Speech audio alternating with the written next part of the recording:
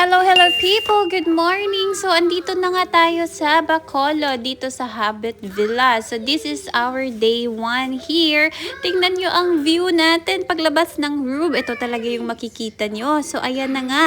We have 2 villas here. Nasa Villa 2 kami and Villa 1 yung parents ko, tsaka tita and tito ko. So, paglabas nga ng room, makikita mo tong view na to at andyan yung pool nila. So, napakaganda naman talaga yung bundok. Meron ding mga space for kids to play around. Meron din silang swing dun sa baba. At ayan nga, ito yung daan papunta sa taas. Very spacious yung place na to. So maganda din siya sa family na my kids. So ayan na nga, nakabihis na kaming lahat at ready to go. We are going out nga to explore Bacolod. Kaya lang yung parents ko ayaw nila sumama at gusto nila mag-chillax lang dito sa villa. Maganda nga yung weather today, which is good to gala. So ayan nga yung ating pa-mountains view dyan. So, ayan nga si Mia naglalakad-lakad. Nakita niya yung tito Toto niya na mag-swimming. Kaya parang naengganyo din siya to swim. Hindi pala sumama yung kapatid kong bunso at yung girlfriend niya. So, kami lang yung umalis. Ito naman yung view dyan pag nandito ka na sa my stairs nila. So, ayan. Ito yung daan palabas.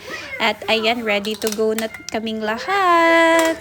Nangangalay na nga ako dyan kasi hawak-hawak ko lang si Kai. Wala kasing daan para sa stroller pataas.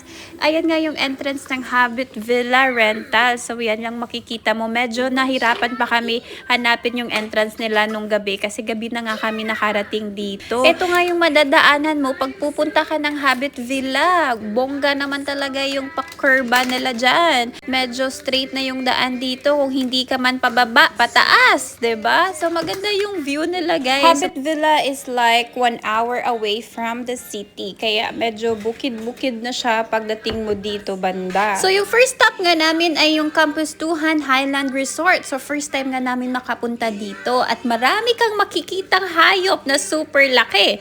Katulad niyan, giraffe. Sa entrance pa nga lang nila, maiiganyo ka nang pumasok. At meron din silang pool dito. So pwede ka ding mag-swimming and very kid-friendly talaga siya. So sa may parking lot nila, makikita mo agad yung rooster, guys. Apakalaki. Ang tawag nga nila dyan is the Rooster Building. Isa siya sa my world title na Guinness World Record holder. That means that's the world's largest building shaped like a chicken. Napakabongga naman talaga tong Campus 2. At meron din siyang 15 rooms from tail to beak. Oh, diba? Sinong mag-aakala na pwede siyang tirahan doon? And air-conditioned pa yung room nila. Picture-picture na nga kami dito sa giant gorilla. Plano sana talaga namin one day dito kami mag-spend ng time para makapag-enjoy yung mga kids at makapag-swimming. Pero hindi na nga natuloy at nag-quick tour na lang kami dito sa Campus 2 dahil nga sa bagyo, kinailangan namin i-cancel yung first accommodation namin, which is another 3 days and 2 nights. Yun sana yung accommodation namin before mag-Habit Villa kasi nga gusto namin muna mag-explore dito sa city bago pumunta dun sa bukid. May pumasok na bagyo that time at walang biyahe yung Ruru papuntang Bacolod at kinailangan talaga namin i-cancel yun. Akala nga namin hindi na talaga kami makakapunta dito sa Bacolod at makakancel lahat pero mabuti na lang at chinek namin kung may biyahe na yung Ruru papunta ng Bacolod at meron nga. So dali kaming nag-prepare papunta dito ng Bacolod. So super bilis lang ng packing namin kasi that night na kami talaga nag-pack tapos umaga aalis na kami. So andito na nga tayo sa ibang side ng Campus 2 at medyo under renovation pa kasi nga maraming bagyo yung dumating sa Pilipinas at isa ito sa mga nasira. Yung dinosaur nga nila dito naputol yung leeg so kailangan pa nila ayusin. Kahit short time lang kami dito sa Campus 2 medyo nag-enjoy naman yung mga kids. At parang hindi nga namin naikot lahat kasi sobrang lapad talaga. Hindi na namin kaya at medyo mainit na din. Meron pa pala silang mga Christmas decorations dito kasi nga magki-Christmas pa lang nung time na to. At meron din silang mga adventures rides. So kung gusto nyo, ayan lang sa screen. Gusto din sana namin matry yun kaya lang wala na talaga kaming oras. At eto nga papunta to sa Dino Park. At itong place na to sa tabi lang ng swimming pool. Ang tawag dito ay Happy Place. This one can accommodate 50 persons. So pag may big celebration kayo, pwede kayo dito at sa tabi lang nito ng swimming pool. Sa labas nga ng Happy Place, ito yung nakita namin nung pumunta kami kasi parang inaayos pa nila. At sa tabi niyan, meron ding playground which is perfect din pag may celebration kayong ganap dyan sa Happy Place. Sa labas, meron ng playground. At naglaro din nga yung mga bata dyan habang nasa Dino Park kami kasi sa tabi niyan, merong Dino Park. Nauhaw na nga si Mia at bumili ng tubig. Sobrang init din kasi that time. So, ito na nga yung Dino Park. Parang totoong mga dinosaurs kasi meron talagang gumagalaw dito.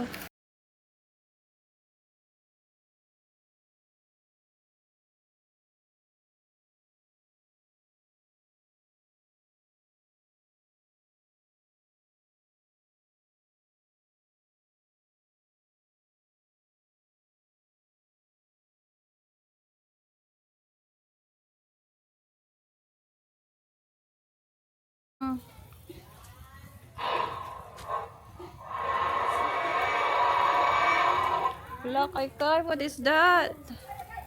Perfect nga to sa mga bata na mahilig sa dinosaurs.